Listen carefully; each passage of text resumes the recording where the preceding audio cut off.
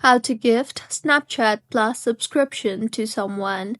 Hello everyone, I am Bishaka and welcome to our channel. Now let's get right into the tutorial. Firstly, go ahead and open the Snapchat application on your device and make sure you are signed in. Now, tap on your Bitmoji on the top left of your screen and then tap on the settings option on the top right of your screen. Here you will see the option for Snapchat Plus. Tap on that and then tap on the Snapchat Plus gifts option. Now, go ahead and select the person whom you want to send the gift to, and then you will be required to select the subscription plan.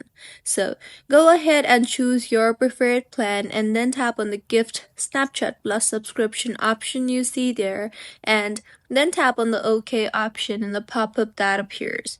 You will then be required to make the payment, and once the payment is confirmed, as soon as the other person opens their Snapchat and refreshes their page, Snapchat Subscription Plus will be activated on their account.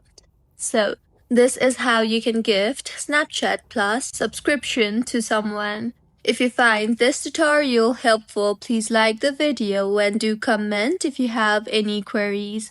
Also, do subscribe to our channel for more helpful tutorials like this. See you on the next one.